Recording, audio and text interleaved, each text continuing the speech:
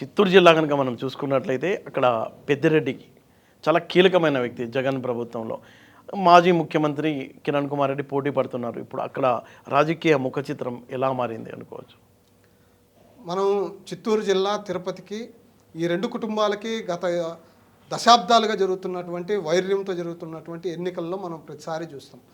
ప్రత్యేకించి పుంగునూరు నియోజకవర్గంలో మనం పరిశీలిస్తే మనం చంద్రబాబు నాయుడు గారు అక్కడ యాత్రలో పోయిన సందర్భంగా జరిగిన ఘర్షణలు చూసాం. అవును, ఈ ఘర్షణలు ఉద్దేశపూర్వకంగా తాను అధికారంలో ఉంటే ఇంకా ఏ పార్టీ ఇక్కడ ప్రచారం చేయడానికి కానీ ఎటువంటి అవకాశాలు లేకుండా మనం గమనించవచ్చు.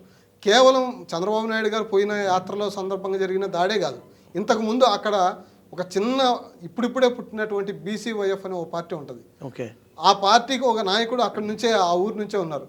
ఆయన ఇంటి పైన పడి మొత్తం విధ్వంసం చేసేసినటువంటి ఘటనలు కానీ మనం చూడొచ్చు.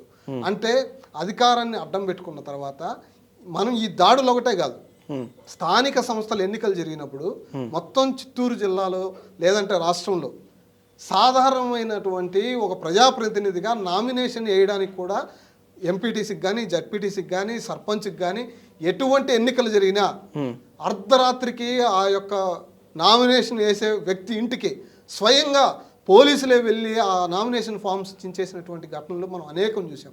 ఈ గొడవలన్నిటి ఈ చరిత్ర అంతా ఈ 5 సంవత్సరాల చరిత్ర ప్రజలు తన మనసులో పెట్టుకున్నారు.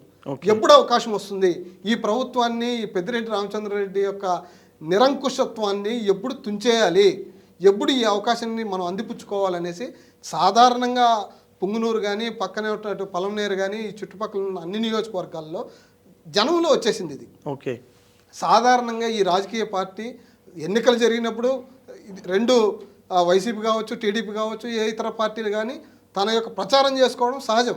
కానీ ఈ ప్రభుత్వం వచ్చిన తర్వాత సాధారణమైనటువంటి ప్రజలు నామినేషన్ వేయడానికి ఒక ముందుకెళ్ళి నామినేషన్ వేయాలంటేనే అర్ధరాత్రి బెదిరింపులు ఏంటి, అర్ధరాత్రి పోలీసులు దాడి చేయడం ఏంటి, అర్ధరాత్రి తన నామినేషన్ ఫామ్స్ చించేయడం ఏంటి, ఇంతటి భయానక పరిస్థితులు గతంలో ఎన్నడూ లేవు. అంటే రేపు ఓటేసే పరిస్థితి అయితే ఉందా?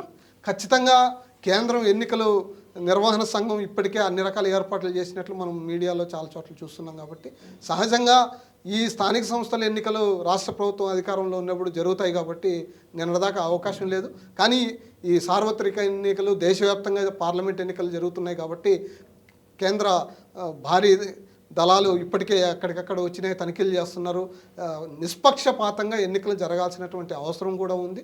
అధికార పార్టీకి అవకాశం ఈ ప్రభుత్వం, కేంద్రంలో ఉన్నటువంటి ప్రభుత్వాలు దాని జాగ్రత్తలు తీసుకోవాలి. ఖచ్చితంగా నిష్పక్షపాతంగా ఏ పార్టీకి అవకాశం ఉంటే ఆ పార్టీ జనాలు ఓట్లు వేసుకునే విధంగా సాధారణమైనటువంటి పరిస్థితుల్లో ఆ వాతావరణం కల్పించాల్సిన బాధ్యత కూడా కేంద్ర ఎన్నికల సంఘానికి ఉంటుంది. అంటే ఇప్పుడు కిరణ్ కుమార్ రెడ్డి గట్టి పోటీ ఇస్తున్నారు అనుకోవచ్చా, లేకపోతే ఆయన గెలుపు అవకాశాలు ఈజీగా ఉన్నాయి ఎంపీగా? అంటే గెలుపు అవకాశాలు రెండు వైపులో స్థిరంగా ఉన్నప్పటికీ ఆడున్న పరిస్థితులు, ఇక్కడ ఉన్నటువంటి గొడవల ఆధారంగా సాధారణంగా జనం ఓట్లు వేసుకోవడానికి వస్తే మాత్రం నిష్పక్షపాతంగానే ఎన్నికలు జరగడానికి అవకాశం ఉంది. రెండు వైపులా అవకాశాలు గట్టిగా ఉన్నప్పటికీ గెలుపు మాత్రం నిజాయితీగా ఎన్నికలు జరిగితే మాత్రం ఖచ్చితంగా తెలుగుదేశానికి అవకాశం ఉంది అక్కడని మనం భావించవచ్చు. అంటే బీజేపీ కదా అక్కడ పోటీ చేస్తుంది. ఎంపీ సీట్ గురించి చెప్తున్నా మీకు, రాజంపేట కదా అది, రాజంపేట పార్లమెంట్ అయితే అదే నేను చెప్తున్నా. మిథున్ రెడ్డి వర్సెస్ కిరణ్ కుమార్ రెడ్డి జరుగుతుంది. కానీ ఈ కడప ఓ పార్ట్ వస్తుంది, రెండోది చిత్తూరులో ఓ పార్ట్ వస్తుంది. ఈ రెండు మిక్స్డ్గా ఉన్నటువంటి వాతావరణం కూడా ఉంది. ఎందుకంటే ఈరోజు 3 పార్టీలు పొత్తు పెట్టుకున్నటువంటి నేపథ్యంలో ఇటు జనసేన కావచ్చు, అటు బీజేపీ కావచ్చు, ఇటు తెలుగుదేశం శ్రేణులు ఈరోజు ఉమ్మడిగా వెళ్తున్నటువంటి సందర్భంలో గెలుపు అవకాశాలు మొండిగా వాళ్ళకే కనిపిస్తున్నాయి. ఎందుకంటే ఈ ప్రభుత్వం చేసినటువంటి అరాచకాలు, విధ్వంసాలు వీటన్నిటిని మనసులో పెట్టుకొని ఖచ్చితంగా ఈ ఉమ్మడి పార్టీలు కూటమిగా వెళ్తున్నట్టు సందర్భంలో ఈజీగా గెలుపు అవకాశాలు ఉన్నాయి. అక్కడ కూడా అంత వ్యతిరేకత అయితే ఉంది. ఎక్కడైనా రాష్ట్రంలో అనంతపురం నుంచి శ్రీకాకుళం దాకా మనం ఉమ్మడి జిల్లాలను ఏది పరిశీలించినా నేను చెప్తున్న పులివెందల నుంచే ప్రారంభమైంది పతనం. పులివెందల్లోనే విధ్వంసం అయింది. పులివెందల బస్టాండ్ కట్టిన బస్టాండ్కే ఈరోజు దిక్కు లేకుండా పోయినటువంటి పరిస్థితి ఉంది. ఎందుకంటే ఊరిలో ఉన్నటువంటి బస్టాండ్ని కొలాప్స్ చేసేసి ఊరికి 2-3 కిలోమీటర్ల అవతల బస్టాండ్ కడితే సాధారణమైన ప్రజలు తాను ఇంటి నుంచి బయటకు వచ్చి బస్సు ఎక్కాలని కోరుకుంటారు. కానీ ఈరోజు కనీసం బస్టాండ్ నిర్మాణానికి కూడా ప్రభుత్వం యొక్క ప్లానింగ్ విధ్వంసం, తన ఊర్లోనే తన విధ్వంసం మొదలైందనేది ఆలోచించుకోవాలి.